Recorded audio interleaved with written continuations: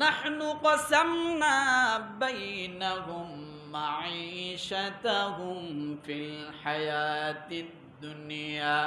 পার্থিব জীবনে তাদের জীবিকাও তো আমি বন্টন করি। কে বলছে কথা? পার্থিব জীবনের জীবিকা তো আমি বন্টন করছি, এবং আমি তাদের একজনকে অপরজনের উপর আমি আল্লাহ মর্যাদা উন্নত করেছি। আজকে দেখা যায় দুনিয়ার জমিনে অল্প কিছু টাকাওয়ালা ব্যবসা বাণিজ্য করে কিছু টাকার ইনকাম করেছে, কিছু টাকা পেয়েছে, কিছু সম্পদের মালিক হয়েছে। গরিব মানুষ দেখলে সব সময় নাক ছিটকায় আছে না নাই? আল্লাহ বলেন দুনিয়ার জমিনে যা আছে আমি আল্লাহ নিজেই বন্টন করে দেই। মালিক শ্রমিক।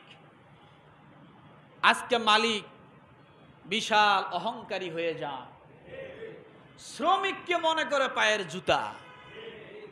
আছে না? শ্রমিককে কি মনে করে? আল্লাহ সে কথাই বলছেন যে পার্থিব জীবনে তাদের জীবিকা তো আমি আল্লাহই বন্টন করি। তাহলে তারা কেন এটা নিয়ে অহংকার করবে? আজকে মালিক এবং শ্রমিক সারা পৃথিবীতে দ্বন্দ্ব, একজন আরেকজনের প্রতিপক্ষ হয়ে আছে। কথা ঠিক না? কিন্তু আসলে মালিকের এটা জানা নাই যে আমার যে শ্রমিক আছে সেও আমার অংশীদার। একজন শ্রমিক কি কথা বলে না? একজন শ্রমিকও মালিক। কেমনে? একজনের পুঁজি আর একজনের শ্রম। উনি পুঁজি খাটাচ্ছে আর আপনি শ্রম খাটাচ্ছেন। এই দুইজনে মিলে একটা কারখানা, একটা ইন্ডাস্ট্রিজ, একটা কর্মস্থান তৈরি হচ্ছে। এমনি এমনি হয় না। আমার ভাইরা, আল্লাহ কেন বললেন পার্থিব জীবনে এই জীবিকা তো আমি আল্লাহ বন্টন করি? আল্লাহর বন্টন দেখেন কেমন, কাউকে বেশি দিচ্ছেন, কাউকে কম দিচ্ছেন। আল্লাহ কাউকে মালিক বানিয়েছেন, কাউকে শ্রমিক বানিয়েছেন। এখন আপনি আমি অনেক সময় বলি আল্লাহ এত বড় টাকাওয়ালা মালিক তাকে বানাইলো, আমাকে কেন বানাইলো না? ও দুনিয়ার জমিনের ভাইরা, আল্লাহর সাজানো জিনিস কত সুন্দর।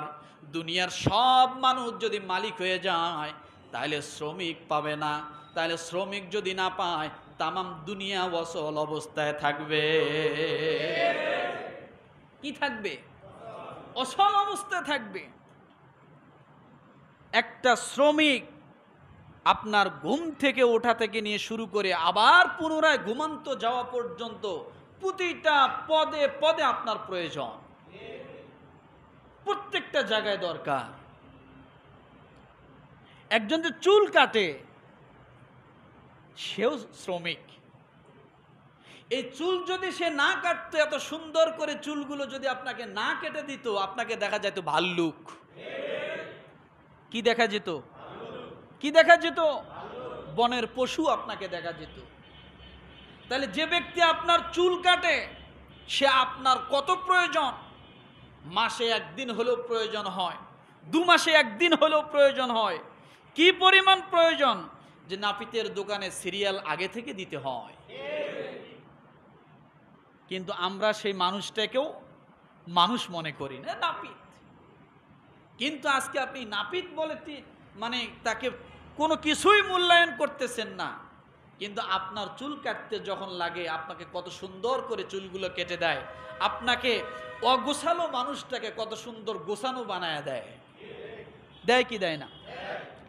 এইরকম প্রতিটা জায়গায় একজন শ্রমিকের কত মর্যাদা। আপনি জুতোগুলো কালি করবেন, নিজের স্ট্যাটাসে বাজে, সঙ্গে সঙ্গে আপনি যখন জুতা কালির দোকানে নিয়ে যান তারা আপনাকে কত সুন্দর করে জুতোগুলো কালি করে দেয়।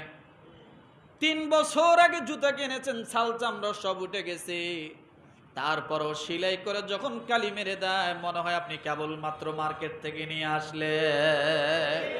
যদি তা না হতো প্রতি বছর বছর আপনার কয় জোড়া জুতা কেনা লাগছে এটা আপনার কোনো হিসাবই থাকতো না।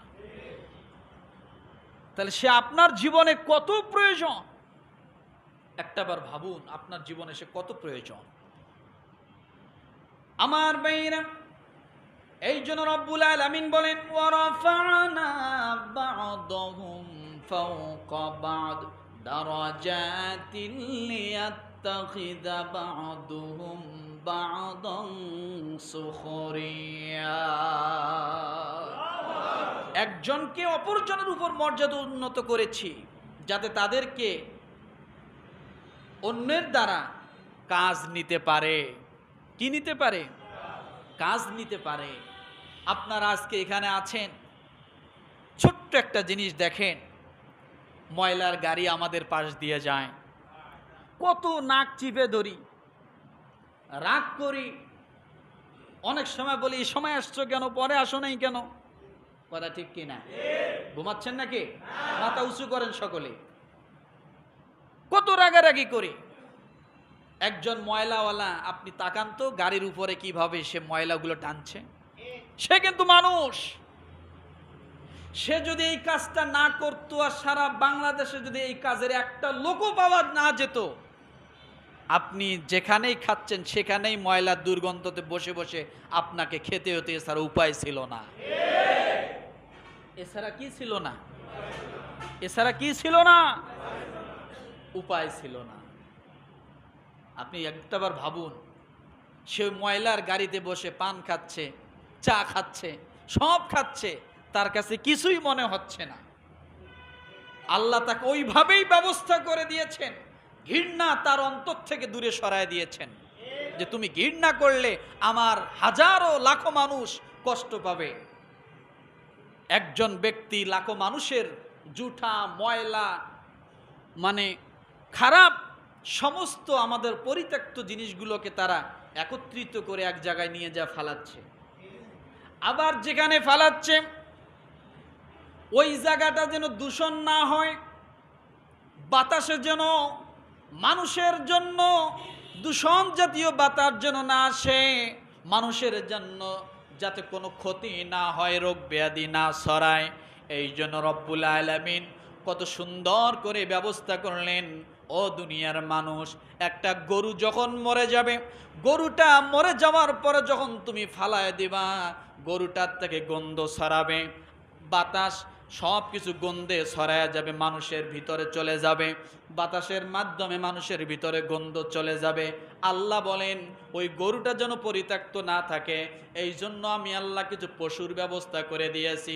মরা গরুটা ফালায় দিবা, সঙ্গে সঙ্গে আমি শগুন নামের একটা পশু নির্ধারণ করেছি, ওই মরা গরুটা খেয়ে এসে সাফ করে দিবে, তোমাদের মতো মানুষগুলোকে পরিবেশ সুন্দর করে দিবে। শগুন আছে না? শগুন ভাত খায়, চা খায়, বিড়ি সিগারেট কি খায়? হ্যাঁ, মরা জীব জন্তু জানোয়ার খায়।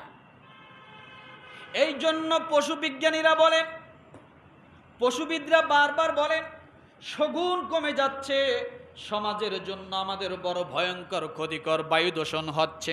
শগুন যতদিন ছিল বায়ু দূষণ ছিল না, কিন্তু শগুন এখন আমাদের থেকে চলে গেছে, যার কারণে তারা আশঙ্কা মনে করতেছে মানুষ অসুস্থতায় মরে যাবে। আল্লাহর কি ব্যবস্থা! আপনি ঘরে খাবার খান, আপনার ঘরের মধ্যে যখন আপনি মাছের সমস্ত মাংসগুলো খাচ্ছেন, কাঁটাগুলো যখন ফালায়া দিবেন, কাঁটাগুলো পরিত্যক্ত থাকবে, বিভিন্ন পিঁপড়া ধরবে, বিভিন্নভাবে সেটা আপনার ক্ষতি করতে পারে। আল্লাহ ব্যবস্থা করলেন, ও মানুষ তোমরা যখন মাছ খাও, মাছের কাঁটাগুলো যখন থাকবে, এই মাছের কাঁটা খাওয়ার জন্য আমি আল্লাহ তোমাদের সামনে বিড়ালের ব্যবস্থা করে দিলাম, যার কারণে বিড়াল এক রান্নাঘর থেকে নিয়ে আপনার সোফা সেট পর্যন্ত সব জায়গায় ঘোরাঘুরি করে। আছে না নাই? বিড়াল কাটা খায় না? খায়। বিড়াল যেভাবে কাটা খায়, আপনি মানুষ যদি ওইভাবে খাইতে যান, বাঁচবেন? বলেন কি ব্যবস্থা আল্লাহ করে দিয়েছেন। এই জন্য রব্বুল আলামিন বলেন প্রত্যেকটা ক্ষেত্রে আমি আল্লাহ এমন সুন্দর করে সাজিয়েছি, ও দুনিয়ার মানুষ আমি এমন সুন্দর করে বন্টন করে দিয়েছি। এই বন্টনের মধ্যে তোমরা যদি নিজেরা বন্টন করতে চাও তাহলে সমস্যা। এই জন্য আল্লাহ বলেন ওয়া রাহমাতু রাব্বিকা খায়রুম মিম্মা ইয়াজমাউন। আল্লাহ বলেন তোমার প্রতিপালকের রহমত তো তারা যা অর্থ সম্পদ সঞ্চয় করে তার অপেক্ষাও অনেক শ্রেয়, অনেক উত্তম। কারণ আপনি যত সম্পদ সঞ্চয় করেন না কেন, আর যার কাছে সঞ্চয় নাই, সে যদি আল্লাহর কাছে তাওয়াক্কুল করে, আল্লাহর উপর ভরসা করে, আমার আল্লাহ তাআলা ইলিশ মাছ লাগবে না, কই মাছের ভুনা লাগবে না, ট্যাংরা মাছ শিং মাছ লাগবে না, বড় বড় সাগরের মাছ লাগবে না, মাত্র আলু ভর্তার ডালের মধ্যে আমার আল্লাহ তার শান্তি নিয়োজিত করে দিয়েছেন। আছে না নাই? কথা বলেন। এই জন্য আল্লাহ যেভাবে বন্টন করেছেন, এই বন্টন এটাতে কেউ যদি হাত দেয় তাহলে সেটা ক্ষতিগ্রস্ত হবে। কি গ্রস্ত হবে? ক্ষতিগ্রস্ত হবে। এই জন্য মালিক শ্রমিক আল্লাহ এই যে বন্টন করছেন, একজন মালিক হাজারো শ্রমিক সেই মালিকের কলকারখানায় কাজ করে তারা নিজেদের জীবিকা আহরণ করতেছে। কথা ঠিক কিনা?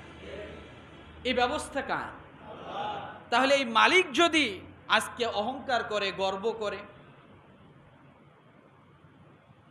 কত হাজার মালিক আজকে ফকির হয়ে গেছে, যায় নাই? আছে না? এলাকার একটা অফিস যদি, একটা গার্মেন্টস যদি বন্ধ হয়, ওই এলাকা মনে হয় অন্ধকার। হয় কি হয় না? তাহলে বুঝতে হবে আল্লাহ সুবহানাহু ওয়া তাআলা যে রিজিক বন্টন করছেন, কত সুন্দর করে রিজিক বন্টন করছেন, এটাতে কোনো গর্ব, অহংকার, অহমিকা করা যাবে না।